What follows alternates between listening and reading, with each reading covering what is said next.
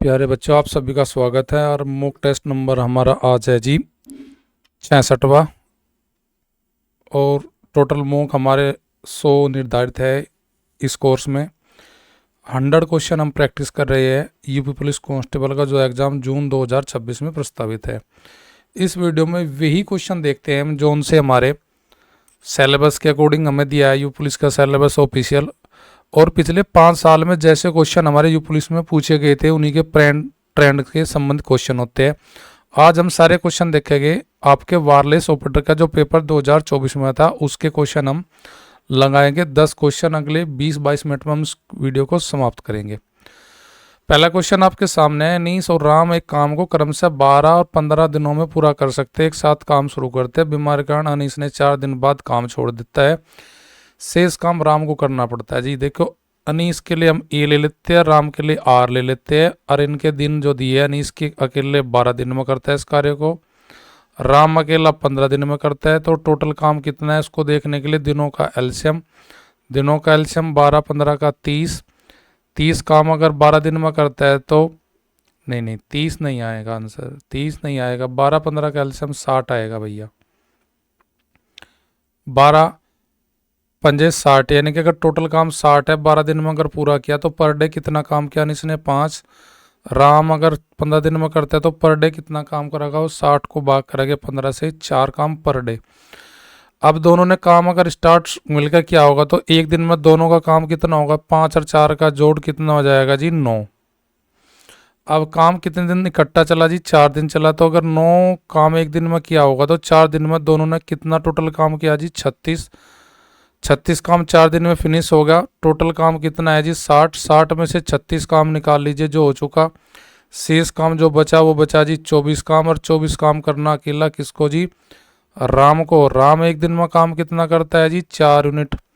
तो 24 को अगर हम 4 से भाग कर दे, शेष काम के लिए राम के दिन कितने लगेंगे, 24 छिक्का 4 छिक 24। तो यानी कि 24 काम को निपटाने के लिए राम को दिन चाहिए जी 6 के लिए ऑप्शन है जी मेरी ऑप्शन बी। क्वेश्चन नंबर दूसरा, प्रत्येक एक संतरे का 7 रुपये की कीमत है जी, सेब की 5 रुपये है। फलों के एक आदमी खरीदता है, 38 रुपये कुल खर्चा करता है। उसके द्वारा खरीदे गए संतरों की संख्या बतानी। तो इसे हम ऑप्शन से जल्दी उड़ा लेते हैं। अगर 2 संतरे खरीदता है तो उसे संतरे पर कितना खर्चा करेगा जी, वो 7 दूनी 14। टोटल खर्चा करेगा 38 में से 14 घटाएंगे तो फिर हमें पता लग जाएगा कि उसने सेब पे कितना खर्चा कर रखा जी। 38 और 14 का अंतर 24, और 24 को भाग नहीं करता 5, तो 5 भाग नहीं करेगा कंप्लीट। तो हम कह सकते हैं कि संतरे 2 नहीं खरीदे, 2 से कुछ ज़्यादा खरीदे। अगर हम 3 ले लेते हैं संतरे तो 7 या 21 रुपये अगर खर्च करते हैं संतरों पे। 38 और 21 का अगर अंतर ले हम, 38 और 21 का अंतर लेकर 3 संतरे खरीदे तो 21 रुपये खर्च करे होगे। तो 21 और 17 का 21 और 38 का अंतर 17 आ जाएगा। 17 को फिर 5, यानी कि सेब की कीमत अगर हम भाग करें तो 17 को कंप्लीट नहीं काटेगा। तो ऑप्शन बी भी मेरा राइट नहीं होगा। 3 नहीं होगा तो अगले ऑप्शन 4 है। 4 अगर संतरे खरीदता है तो एक संतरा 4 रुपये 7 रुपये का, तो 4 संतरे क्या रुपये आए होंगे जी 28 में। टोटल खर्चा कर रखा 38 रुपये। 38 में से 28 रुपये के अगर संतरे लिए तो 10 रुपये के उसने क्या लिए होंगे जी सेब। और एक सेब की कीमत कितनी है जी 5। क्या 5 10 रुपये को भाग करता है, कंप्लीट बिल्कुल करता है। तो हम कह सकते हैं जी अब उसने 4 तो संतरे खरीदे और 2 खरीदे जी सेब।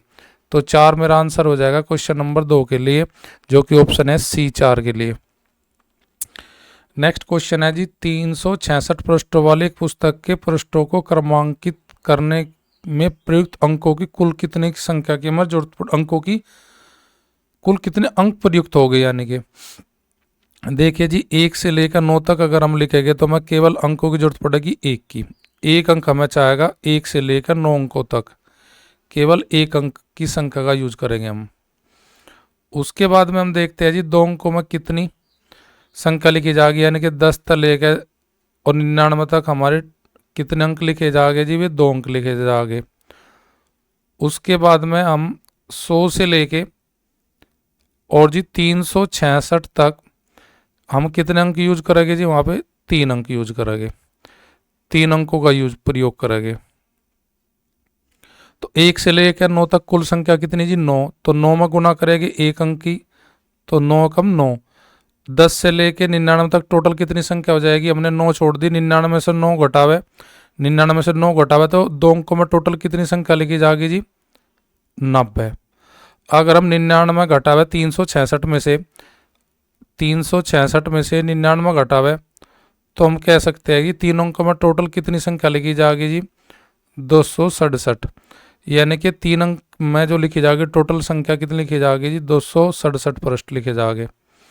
अब इनका गुना करके जोड़ कर लीजिए, इनकी 9 कम 9 हो जाएगा, कुल 1 अंकों में 9 अंक यूज हो गए, 2 अंकों में टोटल कितने अंक यूज हो गए 90 का डबल 180, और 3 अंकों में टोटल कितने अंक प्रयोग हो गए 7 या 21, 3 छंग 18, 18 2 20, हासिल 2, 3 दूनी 6, 6 और 2 8। अब इन सबको जोड़ लीजिए, 180 और 800, तो 800 इन सब का जोड़ कर लीजिए, 9 2 11 हासिल 1, 8 1 9 हासिल कुछ नहीं, 8 और 1 9। तो टोटल मेरे पास इस प्रकार कितने जगह 9 2 11 का 1 का 3 7 21 गलत लिख दिया यहाँ पे, 1 आना था गुना में,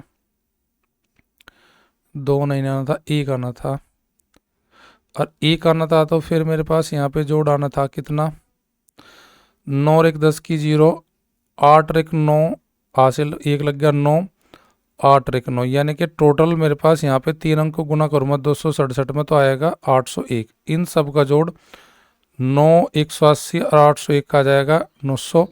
990 के लिए ऑप्शन है मेरी जी सी। क्वेश्चन नंबर 4, एक व्यक्ति ने अंकित मूल्य पर 25% पे एक खिलौना खरीदा, लेकिन अंकित मूल्य पर बेचता है तो लाभ कितना होगा। भाई अंकित मूल्य यानी कि मार्क प्राइस में माना कि खिलौना का 100 रुपये था, उस पर 25% की छूट पर अगर उसने खरीद लिया तो 100 पर 25% की छूट का मतलब 25 रुपये। 100 में से अगर मैं 25 रुपये की छूट ले ली तो मैं ऐसा खरीदूंगा कितने में जी 75 में। 75 में ला के फिर मैं उसे वापस बेच दूंगा अंकित मूल्य पर यानी कि 100 रुपये में, यानी कि अब उसका मैं सेलिंग कर दूंगा कितने में जी 100 में, और खरीदता कितने में जी 75 में। तो प्रॉफिट कितना होगा जी मेरा, प्रॉफिट होगा 75 और 100 का जो अंतर आएगा वो होगा जी 25 रुपये का। और प्रॉफिट का अगर परसेंट निकालना तो लाभ बटे करिए कितना जी उसका 75, लाभ 25 का, तो 25 बटे 75 और गुना 100, तो 25 थी 75, और 100 को जब 3 से भाग करेंगे तो मेरा आंसर आ जाएगा 100 बटे 3%, अर्थात 33 से 1/3 भी कह सकता हूँ। तो 100 बटे 3% मेरे लिए ऑप्शन कौन सी हो जाएगी जी, ऑप्शन बी। नेक्स्ट क्वेश्चन है, एक धातु मिश्र धातु में तांबा है जी, तांबा है, निकिल है और जी जस्ता है, उनका अनुपात रखा जी कितना 5 2 3 के अनुपात में। टोटल कितनी है जी वह धातु कितने केजी की जी 100 केजी की, तो 100 केजी की टोटल धातु है वह। तो हम कहेंगे जी प्रत्येक का वैल्यू निकालने के लिए अनुपात का योग करेंगे, अनुपात का योग आ जाएगा मेरे पास 10, यानी कि 10 यूनिट में मान अगर 100 केजी है तो 1 यूनिट का मान कितना आ जाएगा जी 100 को 10 का भाग करेंगे तो 100 को 10 से भाग करेंगे तो 1 यूनिट का मान आ जाएगा 10, तो 10 की गुणानुपात में करेंगे तो तांबा 50, निकिल 20, जस्ता 30। अब इसमें निकिल मिलाना जिससे कि अनुपात कितना हो जाए जी 5 3 और जी 3। तो देखिए तांबा नहीं मिला, तांबा तो वो का वही 50 रहेगा और जस्ता बिनु का नहीं, जितना है उतने रहेगा, यानी कि 50 की वैल्यू 50 कर 5 की वैल्यू 50 करनी तो गुना करनी पड़ेगी 10 की, अगर 3 की वैल्यू 30 करनी तो गुना करनी पड़ेगी 10 की। तो निचले अनुपात में हम गुना कर रहे हैं 10 की, तो हम बीच वाला जो अनुपात है 3 का उसकी वैल्यू भी पता लग जाएगी, यानी कि निकिल की। निकिल पहले था 20, अब निकिल होगा कितना 20 से बढ़कर 30, तो निकिल कितना बढ़ा जी हमने, तो 30 और जो 20 का अंतर आएगा वो पता लग जाएगा कि हमें कितना निकिल और मिलाना पड़ेगा, तो मिलाना पड़ेगा जी 10 केजी। 10 केजी के लिए ऑप्शन हो जाएगी मेरी बी। क्वेश्चन नंबर 6, एक परिवार में पत्नी और पति, जो पति है पत्नी से 10 वर्ष बड़ा है, बेटी अपनी माँ से आधी की, यानी कि माँ दुगनी है बेटी से, यदि उनकी आयु का योग 105 हो तो इसने पूछा जी पत्नी की आयु कितनी है। मैंने डॉटर की आयु ली x, डॉटर से डबल है कौन जी, उसकी मदर, यानी कि m ले लेता हूँ मदर के लिए, यानी कि उसकी वैल्यू हो जाएगी 2x, यानी कि दुगनी, यानी कि मदर से आधी है उसकी डॉटर। अब जो फादर है वो अपनी वाइफ से, यानी कि उस डॉटर की मदर से कितना बड़ा है जी, 10 वर्ष, यानी कि 2x प्लस 10 कर दूंगा, यू फादर की वैल्यू आ जाएगा एज। अब तीनों का अगर मैं जोड़ कर लूँ तो तीनों का जोड़ है मेरे पास कितना, 105। तो 3 जगह x जोड़ेगा 3x, 2x, 2x 4x, x 2 2 4 और 1 5x तो हो जाएगा मेरा 5x तो हो जाएगा ये, और 10 ये। अब ये 10 उधर ले जाऊँ 105 की तरफ, तो ये माइनस का हो जाएगा। तो 105 में 10 घटामा तो कम्मा जी 95 जो है वो किसका वैल्यू है जी, 5x का। x की वैल्यू काटने के लिए 95 को किसका भाग करूँ जी मैं, 5 से, तो 5 से जी मैं भाग करूँगा तो x की वैल्यू आ जाएगी मेरे पास कितनी जी, 19। मुझे निकालनी पत्नी की, यानी कि मदर की उसकी। तो पत्नी की जो आयु है वो कितनी है जी, 2x, x की वैल्यू 19 आई, तो 19 में गुना कर दो 2 की, तो 19 दूनी की इतना हो जाएगा मेरे पास 38। तो 38 वर्ष की है उसकी पत्नी, 38 वर्ष की है पत्नी, 38 के लिए ऑप्शन हो जाएगी मेरी ऑप्शन डी। अगर पति की उम्र निकालनी हो तो 38 में 10 जोड़ो, 48 का उसका पति हो जाएगा। अगला क्वेश्चन है जी, अनुष्का ने एक कप का सेट 375 रुपये में खरीदा, लेकिन पुराना स्टॉक खत्म करने के लिए उसे बेच दिया कितने में जी, 345 में। उसका हानि का परसेंट बताना। 375 का माल अगर हम खरीद के 345 में देंगे तो कै रुपये घटा रहे जी हम अपनी वैल्यू घटा रहे, उसकी जितना हम खरीदा 30 रुपये कम कर रहे। 30 की हानि सदैव काउंट होती है करिए पर, करिए था कितना जी उस सेट का 375, निकालने के लिए गुना 100। तो देख लीजिए 25 से काटेंगे, 25 से कम 25 बच गए 12, 25 पंजे 125, और जी 25 चौका 100, और जी 15 दूनी 30, और 2 की गुना करेंगे 4 में, तो हमें पता लग जाएगा कि हानि का परसेंट कितना होगा जी, 8%। तो हानि या लाभ निकालने के लिए हमें हानि लाभ अंश में रख कर बटे करिए से भाग करेंगे और गुना करेंगे 100, तो हानि लाभ का परसेंट हमें प्राप्त हो जाता है। क्वेश्चन नंबर 8, 10 व्यक्तियों की आयोजन पिकनिक में से 2 आदमी बाहर निकल जाते हैं। खर्चों को उनको समान रूप से साझा करना पड़ता है। दोनों के चले जाने के बाद प्रत्येक व्यक्ति को खर्च में कितने प्रतिशत की वृद्धि करनी पड़ेगी, खर्चे में कितने की वृद्धि होगी। देखो जी पहले थे जाने थे 10, अब जाके 2 बाहर निकल गए, तो अब पिकनिक पर जाके 8। अब 8 और 10 का दोनों का हम एलसीएम ले लेते हैं। 8 और 10 का एलसीएम हमारे पास आ जाता है, ये मानो टोटल उन्हें 40 रुपये खर्च करने थे। जब ये 10 जाते तो पर आदमी पर कितना आता, 40 को 10 तक भाग करेंगे ना, पर आदमी को देने पड़ते 4 रुपये। अगर 2 बाहर निकल गए तो अब प्रत्येक को देना पड़ेगा कितना, 40 को 8 से भाग करेंगे तो प्रत्येक को देना पड़ेगा जी 5 रुपये। पहले देने पड़ते थे 4 रुपये जब 10 आदमी जाते, अब 8 आदमी जा रहे तो प्रत्येक को देने पड़ रहे कितने जी, 5 रुपये और 4 रुपये कितनी बढ़ोतरी हुई, 1 रुपये की बढ़ोतरी हुई। 1 रुपये की बढ़ोतरी कहाँ से हुई जी, 4 से हुई। तो 1 रुपये की बढ़ोतरी 4 रुपये पर हुई, तो 1 रुपया 4 का कितना परसेंट बढ़ोतरी होगी जी, इसका मीन्स 1/4 गुना 100। तो हम कह सकते हैं जी उसकी जो रुपये में जो जा रहे पिकनिक का उन्हें कितना परसेंट का खर्चा उनका बढ़ गया जी, 25% का खर्चा बढ़ गया उनका जो पिकनिक पर जा गए प्रत्येक आदमी का। क्वेश्चन नंबर 9, एक वस्तु 12,000 में बेच दी, चलो जी, यदि 15% की छूट दी जाती तो 2% का लाभ होता। अब वस्तु का क्रय मूल्य निकाल लीजिए, यानी कि वस्तु को 12,000 में बेचा था, 12,000 का जब बेचा, जब उस पर फिर कह रहा है जी 15% की छूट दी जाती तो 2% का लाभ होता, वस्तु का क्रय मूल्य निकाल लिए। अब यहाँ पे क्वेश्चन में 5 देखें, यहाँ पे बेच रखा है उसने, बेची गई 12,000 में, यानी कि इसका एसपी है, यानी कि इसका 12,000 में बेची गई है। लैंग्वेज बड़ी टफ है देखना, एक को 12,000 में बेची गई, यदि 12% की छूट 15% की छूट दी जाती तो 2% का लाभ होता, तो वस्तु का क्रय मूल्य निकालना हमें। तो क्वेश्चन के थोड़ी लैंग्वेज आप देखना कितनी डिफिकल्ट है कि यहाँ पे छूट किस पर दी जाती है जी, आपकी अंकित मूल्य पे। यहाँ अंकित मूल्य नहीं है, 2% का लाभ है जी।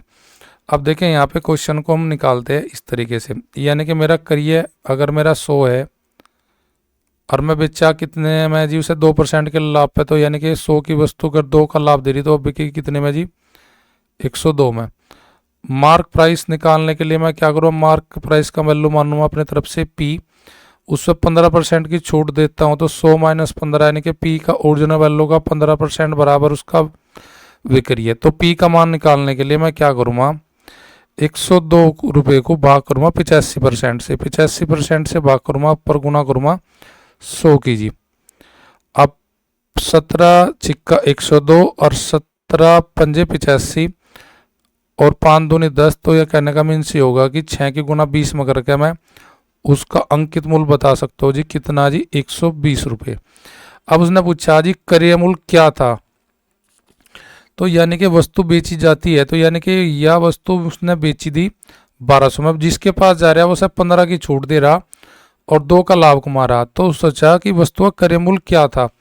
अब यानी कि कहने का मतलब ये है कि 12,000 जो है इसका 12,000 की जो यूनिट जो मान होगा वो किसके बराबर होगा जी 120 यूनिट के बराबर। तो 12,000 को 120 से भाग कीजिए आप, 120 से भाग कीजिए तो हमारे पास 1 यूनिट का मान आ जाएगा जी 100। अगर मैं 100 की गुना कर दूं इधर करियर निकालने के लिए 100 में 100 की गुना करूँगा तो मेरे पास करियर मूल्य का वैल्यू आ जाएगी कितनी जी आपकी 10,000। तो 10,000 उसका क्या था जी करियर मूल्य था। 10,000 के लिए मेरे पास ऑप्शन कौन सी हो जाएगी जी सी हो जाएगी। तो सी जो दिया है इसका क्वेश्चन नंबर राइट 9 के लिए ऑप्शन सी।